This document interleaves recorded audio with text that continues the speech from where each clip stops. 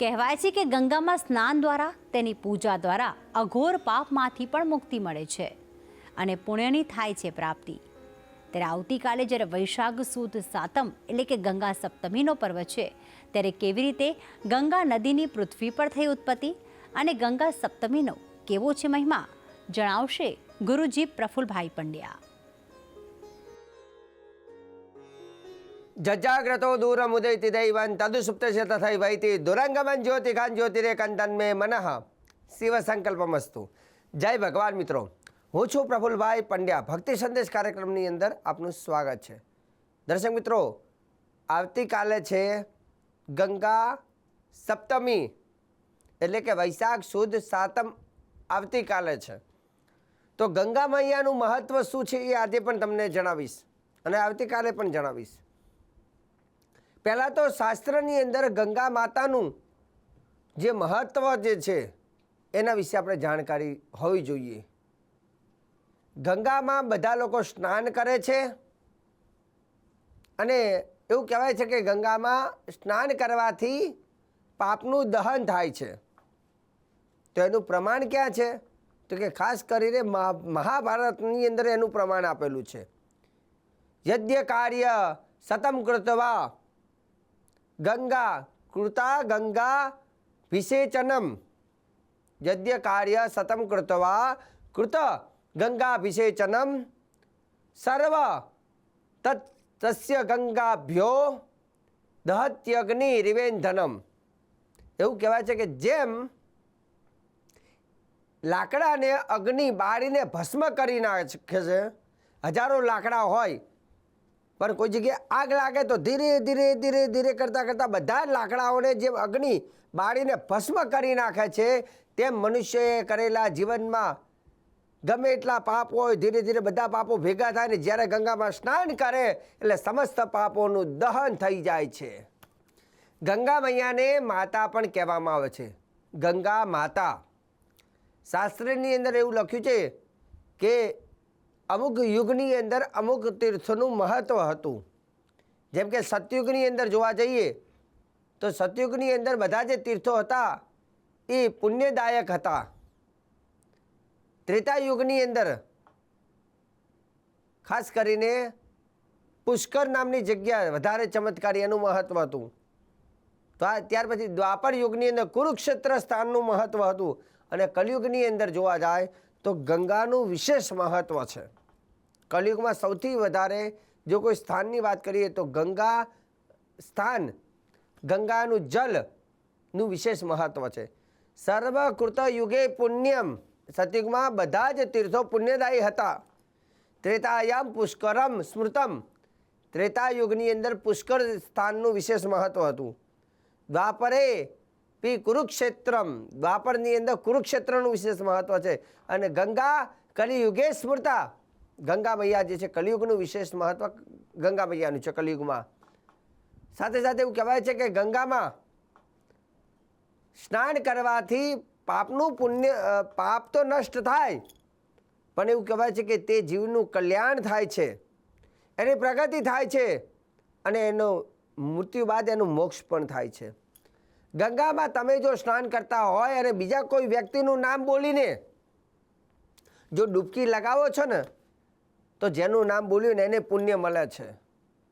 તમારા પિતૃઓને પૂર્વજોનું નામ લઈને અંજલિ આપો છો તો એમને મોક્ષ મળે છે. અને કોઈ વ્યક્તિનું નામ બોલીને સ્નાન કરવાથી પણ એને ગંગા સ્નાનનું ફળ મળે છે. આટલી તાકાત છે. પહેલાંના જમાનામાં એવું કહેવાય કે કોઈ હરિદ્વાર જતા એટલે ઘણા લોકો કહેતા ભાઈ અમારા નામની 2 ડૂબકી મારતા આવજો, આવું કહેતા. કહેવાનો મતલબ એ છે કે કોઈનું નામ લઈને જો ડૂબકી મારો છો તો એને પણ એનું પુણ્ય પ્રાપ્ત થાય છે. પુનાતિ કર્તિતા પાપમ દૃશ્ય ભદ્રમ પ્રયચ્છતિ. દૃશ્ય ભદ્રમ પ્રયચ્છતિ અવગાઢા ચ પિતા ચ અવગાઢા ચ પિતા ચ પુનત્યા સપ્તમન કુલમ. એવું કહેવાય છે કે આ ગંગા સ્નાન પિતૃઓને પણ સદગતિ આપે છે. ગીતામાં લખ્યું છે સ્તોત્ર એટલે કે સ્તોત્ર સામાનવી જાહ્નવી. ભગવાન કહે છે કે સ્ત્રોતની અંદર સૌથી શ્રેષ્ઠ ગંગા ગણવામાં આવે છે. સ્કંદ પુરાણમાં પણ લખ્યું છે કે અનિચ્છા યાપી સંપૃષ્ટો દહનો હિ યથા દહેત અનિચ્છા તાપી સંસ્નાતા તાવદ વર્ષ સહસ્રાની. શાસ્ત્ર એવું કહે છે કે જો તાવદ વર્ષ સહસ્રાની સ્વર્ગલોકે મહીયતે, ગંગાની અંદર તો એટલી તાકાત રાખેલી છે કે એના અસ્થિ વિસર્જનની વાત કરીએ તો ઘણા લોકો કે મૃત્યુ બાદ કે ભાઈ આપણે અસ્થિ ગંગામાં પધરાઈશું આવું કહેતા હોય, પણ ગંગામાં અસ્થિ પધરાવવાથી શું લાભ છે તો કે તાવદ વર્ષ સહસ્રાની સ્વર્ગલોકે મહીયતે.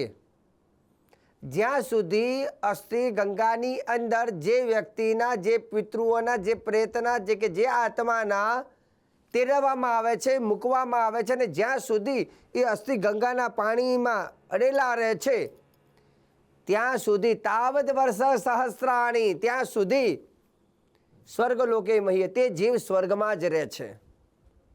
એ બીજો કોઈ જન્મ લેવાની જરૂર પડતી જ નથી, એ ત્યાં જ રહે છે. ક્યાં સુધી કે જ્યાં સુધી એ અસ્થિ ગંગા જલથી સ્પર્શ છે, ગંગાના નદીની અંદર છે ત્યાં સુધી. એટલે જ આપણે ખાસ કરીને કોઈ વ્યક્તિનું મૃત્યુ થાય તો આપણે શું કહીએ કે ચલો ભાઈ આપણે હરિદ્વાર જઈને ગંગાના જલમાં અસ્થિને વિસર્જિત કરીએ. આટલું બધું પુણ્ય ગંગા મૈયાનું છે.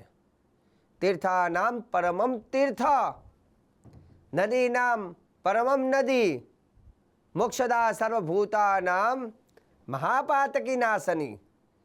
શાસ્ત્ર એવું કહે છે કે ગંગામાં સ્નાન કરવાથી તો પાપનું દહન થાય છે, પણ ગંગાનું નામ લેવાથી પણ પાપ નષ્ટ થાય છે.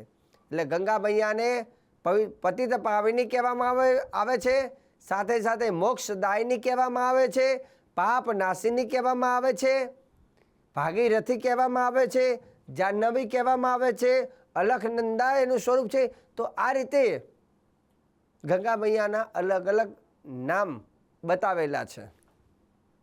આવતીકાલે ગંગા જલ જો તમારા ઘરમાં હોય તો આવતીકાલે તમારે શું કરવું એ વાતનું ધ્યાન રાખજો. તમે સવારે જ્યારે સ્નાન કરવા જાઓ ને તો તમારા સ્નાન પાત્રની અંદર ગંગાજલ છંટકાર અથવા ગંગાજલ એમાં નાખીને ગંગાજલથી સ્નાન કરજો અને હર હર ગંગે બોલતા જવાનું અને માથે પાણી નાખતા જવાનું. જે વ્યક્તિ ગંગાનું નામ લઈને સ્મરણ માત્રથી સ્નાન કરે છે તો તેને ગંગા સ્નાનનું ફળ મળે છે.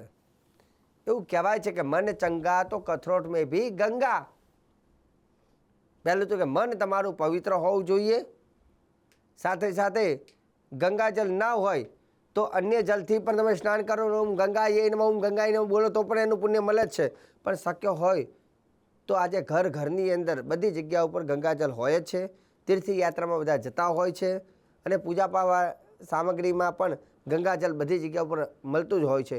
તો ગંગાજલ આવતીકાલે સ્નાન કરી ગંગાના પાણીથી સ્નાન કરજો અને શક્ય હોય તો માં ગંગા મૈયાનું ઓમ ગંગાયૈ નમઃ, ઓમ ગંગાયૈ નમઃ આ મંત્રની આવતીકાલે 7 માળા ચોક્કસ કરજો. કેમ કે આવતીકાલનો દિવસ જે છે જેને વૈશાખ શુદ્ધ સપ્તમી એટલે કે ગંગા મૈયાની ઉત્પત્તિ એટલે કે ગંગા મૈયા જ્યારે પૃથ્વી ઉપર અવતર્યા હતા તે દિવસ એટલે શુભ અને પવિત્ર દિવસ માનવામાં આવે છે, જેથી આવતીકાલનો દિવસ શુભ છે. તો આજે ભક્તિ સંદેશ કાર્યક્રમની અંદર માં ગંગા મૈયાનું મહત્ત્વ ભાગવતમાં શું છે, મહાભારતમાં શું છે, ગંગામાં શું છે અને શાસ્ત્રમાં એનું શું મહત્ત્વ છે, તમામ શ્લોકોને એકત્ર કરી એનું વિશેષ મહત્ત્વ આજે ભક્તિ સંદેશ કાર્યક્રમમાં મેં તમને જણાવવાની કોશિશ કરી છે અને આગળ પણ આવી જાણકારી હું આપતો રહીશ. કાર્યક્રમ જોવાનું ચૂકતા નહીં. મને આપી દો રજા. જય ભગવાન.